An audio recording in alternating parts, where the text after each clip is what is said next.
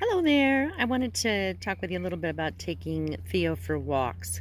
Um, for the foreseeable future, I would look at taking a walk as more of a sensory, exploratory experience rather than getting anywhere. Um, he's just super, right now, I love to see what he's doing. He looks relaxed, he looks easy, he's snacking on things. This is all creating a pleasant kind of sensation about, oh, being outside is great. Because to some degree, being outside is a little bit anxious for him, particularly around sound. There's actually a lot of barking right now. You probably can't hear that. Oh, yes. But I love that even though there's barking, there's all this noise going on, he's able to just kind of hang around and roll around and enjoy. This is the kind of body language I'm looking for. Loose, floppy ears, the snacking on things, obviously, that's just really nice. As we start to walk around a little bit, I'll show you the body language that I don't like so much and that I'd like to see change. But for right now, this is just makes me so happy to see this kind of looseness and relaxation and comfort.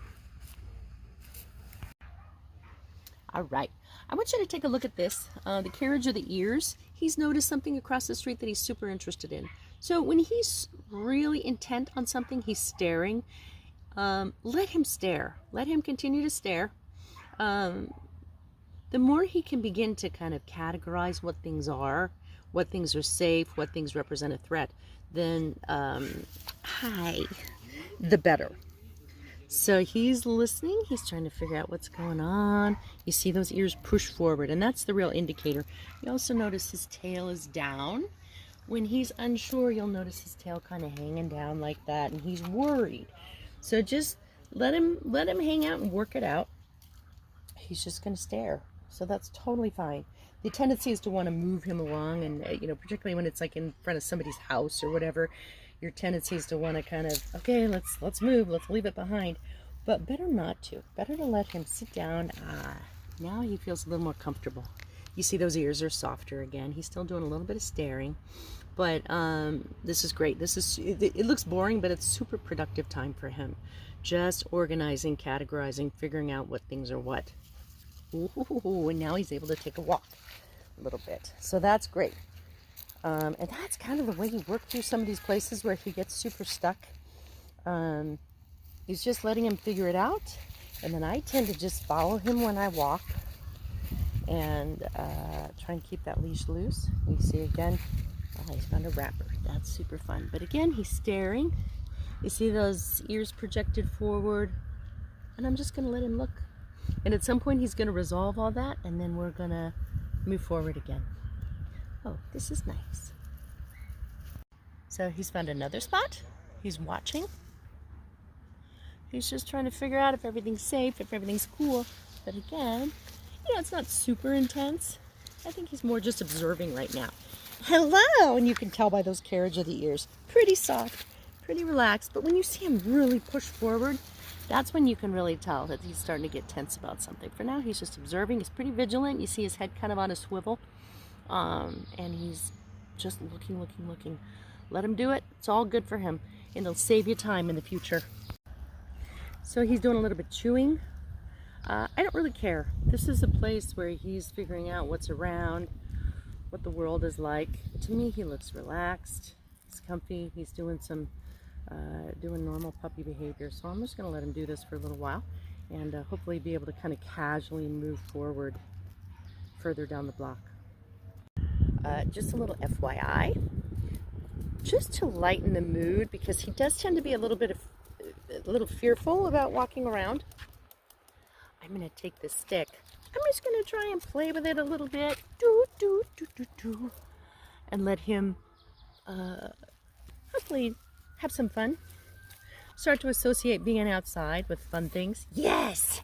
It's not always heavy. It's not always looking for, what's a threat, what's a problem. Sometimes there's just fun things, and there's games and silly things. So I love to do this little bit while we walk. Boy, good boy, you better give me that. Good boy. Yes. Good boy. Good boy. Yep.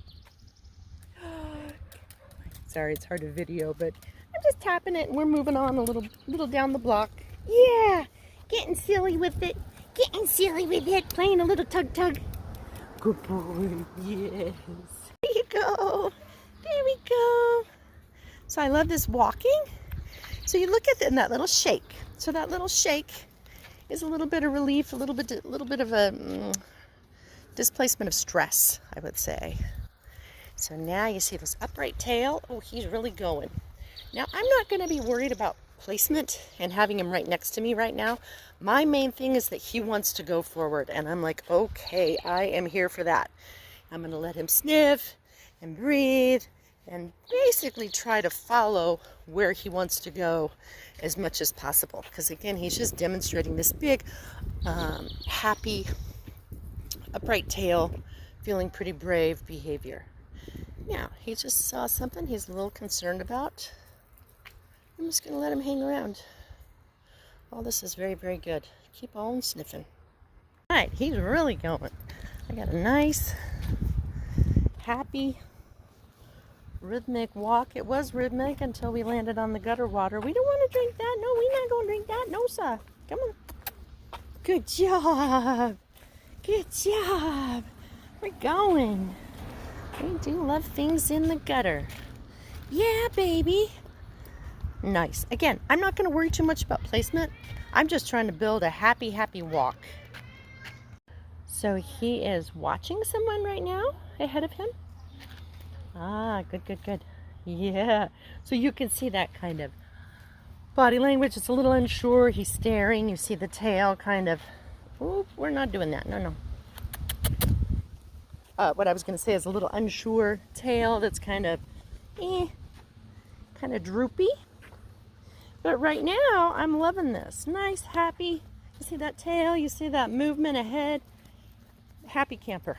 So we're just going to I'm just going to let him go. Keep doing this as long as possible until he finds something else to be a little worried about. And then we're just going to hang out and watch. Good boy. You're amazing. You have plenty of time later on to worry about his placement and keeping him close. What you want right now, the big thing is just joy, ease, relaxation around the new and normal things that you have in a neighborhood. Passing car, did great. Good boy, you're amazing. You're amazing. Yeah. I'm just happy to see him moving along with this happy upright tail, because a week ago he was pretty much not able to get any farther than maybe a couple of feet before he wanted to stop and watch. So that's the benefit of allowing that stopping and watching behavior. I know it's annoying. I know it drives you crazy. But anyway, yeah, just let it go and you'll find that he speeds up over time.